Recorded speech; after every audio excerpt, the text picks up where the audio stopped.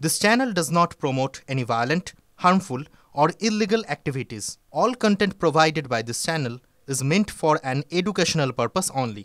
Top quality और consistent performance के लिए सिर्फ सिल्वर पंप नाम याद रखना। ডিফেন্স সামলে তবে উঠতে হয় আক্রমণে। এই কথা বহুল প্রচলিত খেলার ময়দানে, রাজনীতির মাঠেও এই কথা খাটে। তৃণমূলকে টক্কর দিতে নেমে রাজ্যের প্রধান বিরোধী দলের অন্দরের অস্থিরতা ফের প্রকাশ্যে।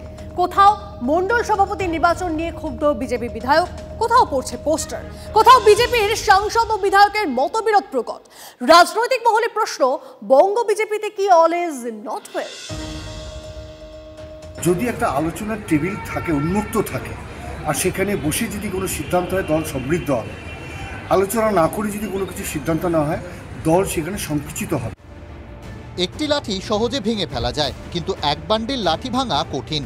রাজনীতির কারবারিরা এই আপ্তবাক্য হাড়ে হাড়ে বোঝেন। তাঁরা মনে করেন ঐক্যবদ্ধ সংগঠনই সাফল্যের মূল মন্ত্র।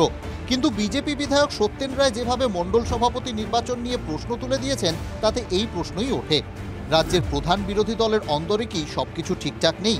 থামানো যাচ্ছে না কোন দল?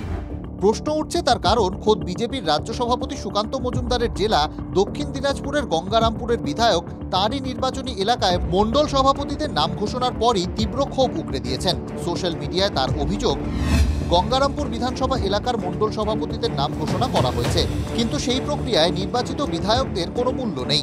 গত বিধানসভা ভোটে যিনি তাঁকে হারানোর চেষ্টা করেছিলেন, তার কথাতেই সভাপতি বেছে নেওয়া হয়েছে বলে দাবি করেছেন বিজেপি বিধায়ক।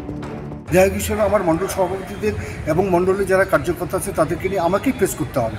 বেশিরভাগ সময় আমাকে পড়ে থাকতে হবে আমাকে জেতার জন্য। তড়িঘড়ি করে এটা ঘোষণা করতে হবে গঙ্গারামপুর, এবং আমাকে ছোট করতে হবে। এটা আমাকে ছোট করার অর্থ এখানে সবাইকে ছোট করা।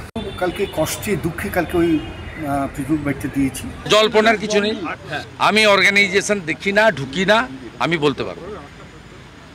কিন্তু আপনারই তো বিধায়ক। না, বিধায়ক অ্যাসেম্বলিতে, বাইরে তো দায়িত্ব আমার না। বাইরে ওখানে জেলা প্রেসিডেন্ট আছে, রাজ্য সভাপতি আছে, সংগঠনের যারা দায়িত্বে আছেন, প্রভারী আছেন, যারা টক টু দেম, আমি বলতে পারবো না, আমি তো ঢুকি না। সত্যেন রায় একমাত্র উদাহরণ নন। নতুন মণ্ডল সভাপতিদের তালিকা প্রকাশ হতেই বিজেপির আরও এক শক্ত ঘাঁটি বাঁকুড়ার বিষ্ণুপুরে এই ধরনের পোস্টার পড়েছে। বিষ্ণুপুর ৪ নম্বর নগর মণ্ডলের নির্বাচিত সভানেত্রী শুক্লা চট্টোপাধ্যায়ের পদপ্রাপ্তির বিরোধিতা করা হয়েছে সেই পোস্টারে। বিজেপির কোনো গোষ্ঠীদ্বন্দ্ব নেই, কারণ বিজেপির যারা আছে তাদের ভোটের মাধ্যমেই তো আমি নির্বাচিত হয়েছি। তাহলে বিজেপির গোষ্ঠীদ্বন্দ্ব কী করে বলবো? বিজেপির কোনো গোষ্ঠীদ্বন্দ্ব নেই। এটা তো মানে বোঝাই যাচ্ছে যে এটা বিরোধীদেরই কোনো চক্রান্ত হবে। বিরোধী দলনেতার খাস তালুক পূর্ব মেদিনীপুরের হলদিয়া শিল্পাঞ্চলে আর এক রকম পরিস্থিতি। সেখানে আরএসএস এর শ্রমিক সংগঠন ভারতীয় মজদুর সংঘের সমাবেশে স্থানীয় বিজেপি বিধায়ক ও সংগঠনের জেলা সভানেত্রী তাপসী মণ্ডল ডাক পাননি বলে শুরু হয়েছে গুঞ্জন। আমন্ত্রণপত্রে তমলুক ও কাঁথির সাংসদদের নাম থাকলেও ব্রাত্য বিধায়ক তাপসী। কিন্তু বিষয়টি এখানেই থেমে থাকেনি, তাতে নতুন মাত্রা জুড়ে দিয়েছেন তমলুকের বিজেপি সাংসদ অভিজিৎ গঙ্গোপাধ্যায়। ডিএমএস এর ওপর যারা নির্ভর করেন তাদেরকে ভেঙে ডিজিএমসি নাকি সেখানে নিয়ে চলে যাওয়ার উদ্যোগ নেওয়া হচ্ছে। আমাদেরই দলের দু একজন নেতৃস্থানীয় লোকের উদ্যোগে, সেইটা আমি করতে বারণ করেছি। আজকে বলেছি যে আপনারা এদের দ্বারা প্রতারিত হবেন, এটা প্রতারণামূলক একটা সংগঠন। এমপি মহাশয় হলদিয়া সম্পর্কে এখনও সব কিছু জানেন না। হলদিয়ার কী পরিবেশ কি এগুলো উনি এখনও জানেন না। উনি নতুন এসছেন, আস্তে আস্তে জানবেন। আর আমি বিধায়ক হিসেবে কখনোই কোনো শ্রমিক সংগঠন করিনি।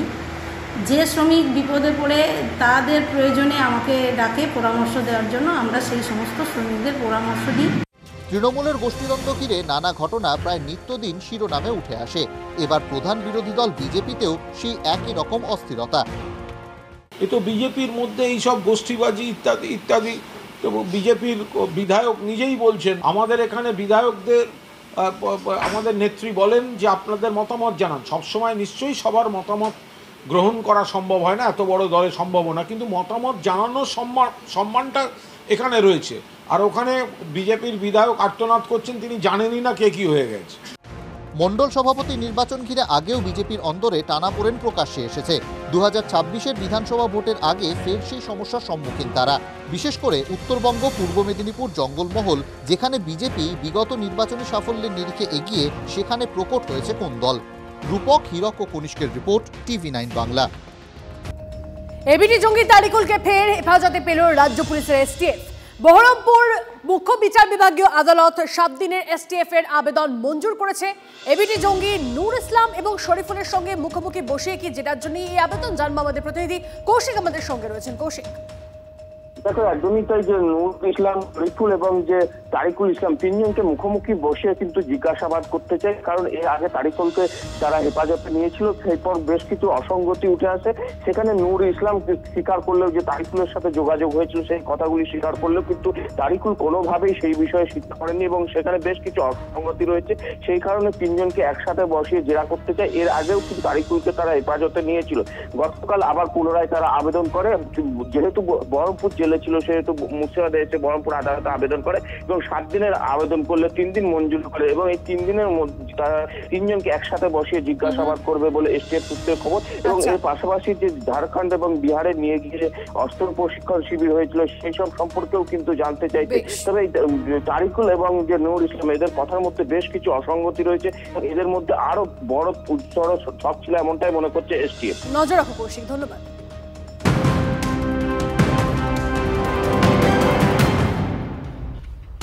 এই মুহূর্তে আরো একটা ব্রেকিং নিউজ দিয়ে আপনাদের। কলকাতা মেডিকেলের র্যাগিং এর অভিযোগ, সিনিয়রদের বিরুদ্ধে অভিযোগ, দ্বিতীয় বর্ষের পড়ুয়ার।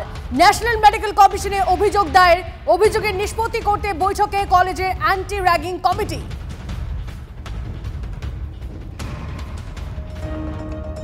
পরে খবরে আসি। জল্পনার অবসান, জ্ঞানেশ কুমারী নয়া প্রধান নির্বাচন কমিশনার। দেশের নয়া মুখ্য নির্বাচন কমিশনার হিসেবে জ্ঞানেশ কুমারকে নিয়োগ রাষ্ট্রপতি দ্রৌপদী মুর্মুর।